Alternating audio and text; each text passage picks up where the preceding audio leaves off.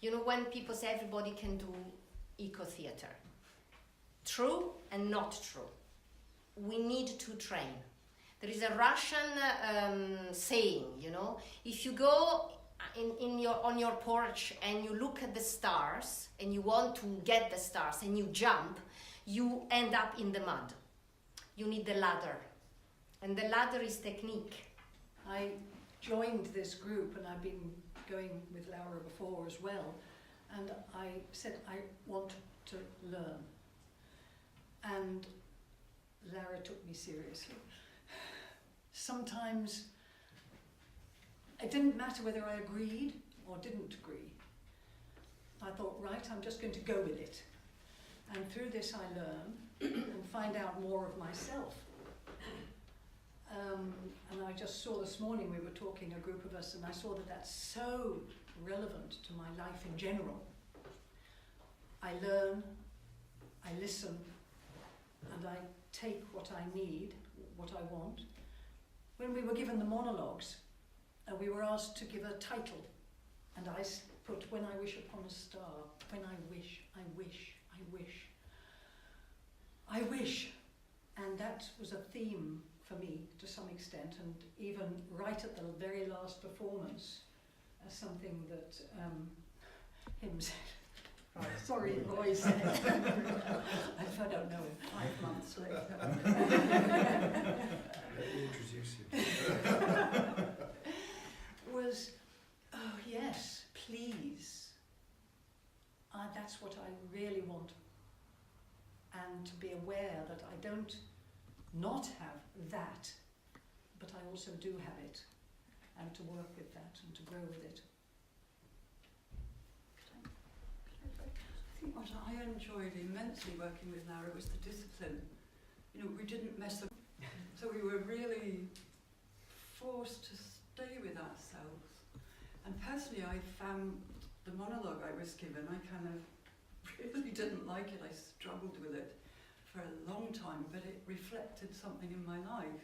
And as I struggled with it, it was wonderful to finally get something with it, and then to be put on the land. You know, I only got the place where I was going to do it about the day before, and I found trying to play with the monologue on the land was really powerful. I found the place beautiful. You chose it? We chose it between us, but Laura, you know, we looked at 2 or 3 places, and that was the place. I found it beautiful, and then we practiced 2 or 3 times, and the last time, because I had to leave the procession to go back to go to my place to be prepared, I started noticing the nature around it quite strongly. You know, it wasn't just that tree. There were other trees planted next to it. There were other trees that had been pulled down beside it. And there's something about giving out to the wider, you know, rather than this is me acting something to give to just these people. There's almost throwing it to the wind, which I found quite liberating. There were different aspects of the monologue, and you know, like many of the others, it was like, what am I going to do with this? And then as I journeyed into it, and I became really familiar, and there were different voices came through it. I betrayed you. And for me, there was just a real sense of yes, this is all me. But then it was like it reached in, when we were outside, it's like it reached in even further, like deeper into the earth, and it just pulled something else that was just totally beyond what I'd kind of consciously thought and brought to it, really. And I think the more that we did it outside together, both practicing and performing, the more all of the other monologues came alive as well. And I think part of it for me was that the environment became a player.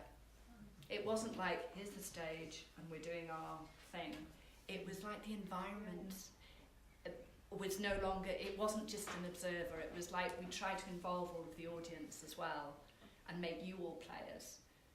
Well, that's what the trees and the grass and the wind all became. And the butterflies. it became very, very deep for me. I intuitively do this. I see that going in that direction and I give it to that person. But it doesn't. You wrote them? No. I tweaked them a little bit. Some of them I changed them. I changed some phrases. I took monologues that could be, I went through a lot, and somewhere from the classics, Chekhov, which is really powerful in a monologue. I mean, Chekhov had a very strong structure about the vector, the monologue, and the dialogue, which is the expansion horizontally that some character has and some haven't. You know, Chekhov loved the monologue. It was like something he really, really went deep into it.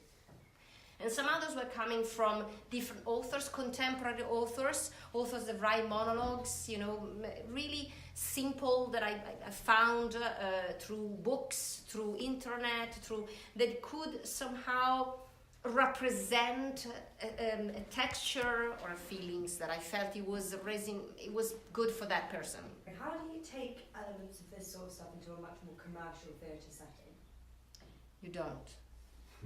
So the two worlds can't live together? Not yet. I don't think so. I'm coming from the commercial world. And I'm grateful, and I need that. But I'm sure there are ways, and I'm sure there are people, they already try to put it together, or they do. There are some particular directors which they do. Lev Dodin, Necrojus, Lithuanian. If you find anything of Necrojus online, look at it. Tadeusz Kantor worked a lot on this. Whatever there is no realism, there is depth. It's quite important to go that way. But very often we love realism. People, I mean, you know, so in commercial theatre, I think. So, yeah. Did they make a full-length movie of the Tuscany clip that you showed us? There are other videos, but they are not translated into English. Aren't you? Me, I just moved here. Yeah, and you plan to stay at least half a year? I plan to stay as much as I can, and I would like to continue this work with these questers, but I'm also is a calling for other questers to join. I'm going to give another course starting probably September, October, and we can go once a month. But also we can also, I will create also open course. I'm going to do one course in mid-June of a weekend, just for people to taste the work, and then to do more, and also to organize performances, to really, the idea would be also to go into performance, create sacred representation for the community and with the community. We want as many people as possible in the community to know. You need to bring your whole self to it and be willing to see what opens up for you. And we created a wonderful little community. Basically, the monologue has this effect to connect the inner soul. It's going to touch deeply the wounds, you know, tapping there. And then it's able to bring the energy up and connect us with what is above. It's like, you know, it's really like a line. It's an energetic, it's the way it is. Because the monologue is, I am talking to who? I'm talking to myself and to above. While the monologue is an horizontal line. I'm talking among the realms, the kingdoms, and humanity on this plane. So we need the vector. Usually we start with the vector because it's easier. The dialogue, which is what I'm going to offer this group, is more difficult. Creating dialogue is much more difficult. Because, funny enough, we are very good to connect with the above and below, but when we have to connect with equals, we have, you know, we are going to really sense the limitations, which is actually making our identity whole. But it's not easy. And do you think that the whole idea of acting is effectively equivalent to putting on a mask? I think depends on what acting is. I consider this work a spiritual practice that can take us deep inside and outside. So in that way, the work with the mask is one aspect, but there are other aspects. The mask is the channel, is actually embodying the archetype. You know, the mask is able to, like for the shaman, the mask is able to represent and invoke the character, the archetype, the real. And it's also a way to, it's like a gateway to go through. When we have the mask, we embrace something much bigger than the individual, definitely. And the work with the mask requires a lot of work on the roots before the mask can be embraced. Because it can become very shallow work, I'm using the mask and I'm playing with it, or it can be very dangerous. First of all, the roots needs to be very strong before we can use the mask. In fact, the actor in Greek time, they were considered semi-gods.